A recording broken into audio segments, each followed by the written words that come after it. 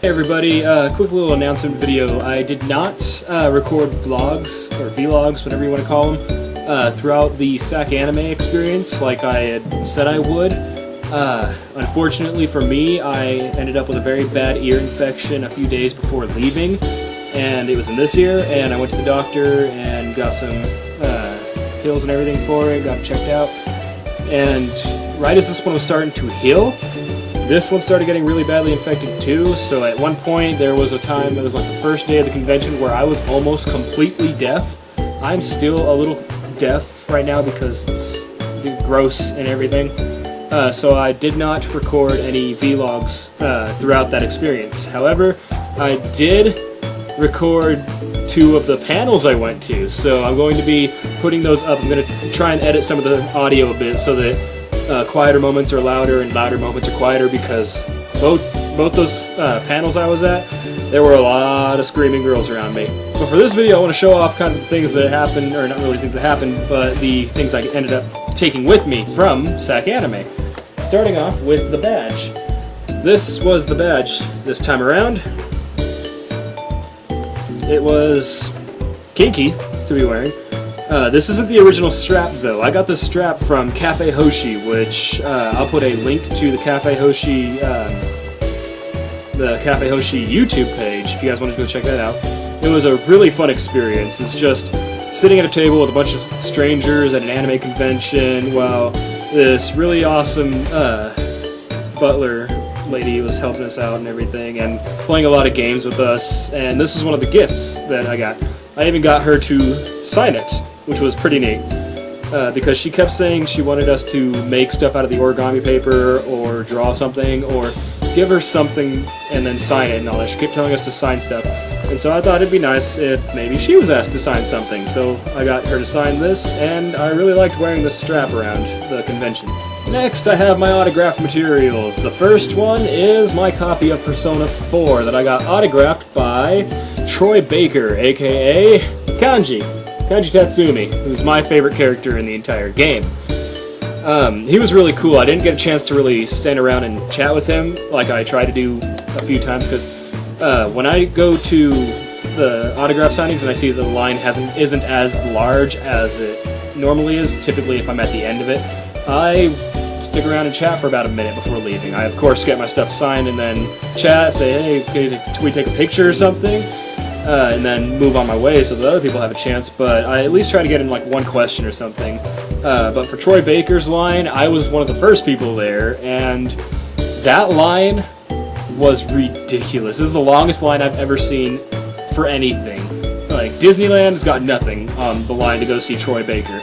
It was probably because he was also right next to Ashley Johnson, and for those of you who don't know, Troy Baker is the main older guy in the new game, The Last of Us, and Ashley Johnson is the little girl. So those two sitting side by side to talk about the game, pretty much sign everything, was a really cool thing. I got a picture of both of them. The next thing was actually the real big highlight of SacAnime Summer 2013 convention, because J. Michael Tatum made many appearances at this convention, and he's the one he's featured in both the videos that I recorded from the panels, because he was the one I wanted to see so bad. I kept going back to see him and everything, primarily because he voices one of my favorite characters from one of my all-time favorite anime, Spice and Wolf. He voices Lawrence. For those of you who haven't watched this, he also voices Sebastian in Black Butler, Scar from Fullmetal Alchemist, Franz from Hetalia. He's done a lot of stuff, but and it was surprising because during both of the panels and everything, there was only one time throughout both of those panels where Spice and Wolf was mentioned. So I'm assuming it's not as popular as some of his other stuff, Hetalia and Black Butler and everything. But apparently the guy loves Spice and Wolf. I got him to sign the front right here.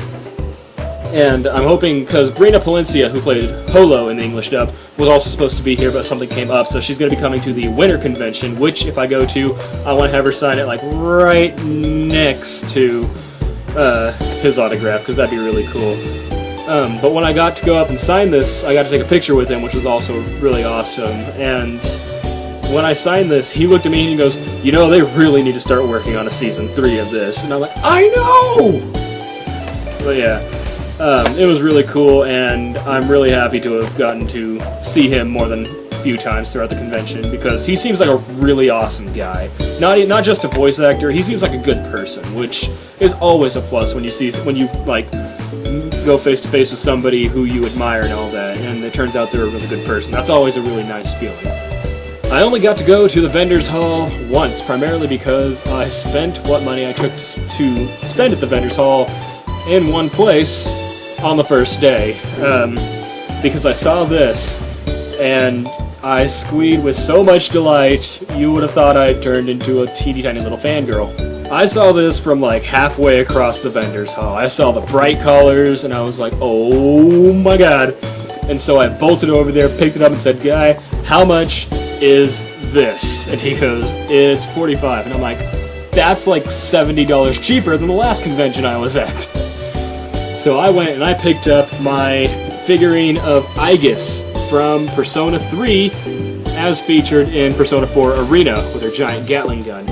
I am so freaking happy to have this because Aegis is my favorite character in the entire Persona franchise. She's so cool. She's my favorite character to play as in Persona 4 Arena. I spent so long learning all her moves just specifically so I could play as her. This is the figurine. It's a very, very awesomely detailed figurine. Look at the face on that. I love the eyes. The eyes are really cool. It comes on this little stand so that she's like floating because she's got jet boosters in her feet. It's got the gun that comes out of her back. It's really nice.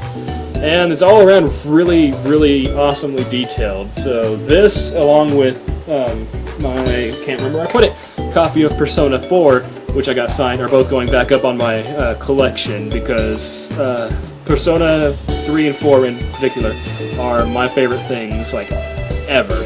Out of anything. Movies, television, games, and all that. It's like, Batman, Persona 4. So yeah, I really love the Persona series, and I'm really happy I got a chance to pick this up for a relatively decent price. Like, $45 for a very awesome, like, artistic figurine. That seems actually really... And this thing's pretty sturdy, too. It doesn't wobble anywhere. It sticks around fine. And I'm really happy with the price, considering the same set... It was the same sets of these things at AnimeCon earlier in the summer. We're going for $90 to $130. I'm like, really? That is way too expensive. If I had extra cash like that, of course I would have paid for them. I wouldn't have been happy about it, but yeah, that's how much I love Persona. But I found this $45. Very awesome. They also had all the other ones from Persona 4 Arena too, but I had to get Aegis. She's my favorite. So that is all I have for this little announcement video. I will be, again, editing with what I can. I'm still a little deafish, so it might take me a day or two to get around to being able to work on the editing of the panels I went to, because I don't want this. I want to up the volume a little bit so you can very clearly hear the people at the panels. The first one featured J. Michael Tatum, Jeremy Lane, and Bryce Papenbrook. I think it's Papenbrook. Those three were at the first panel. That one I didn't get as much, and then the second one was just a J. Michael Tatum Q&A, which is hilarious.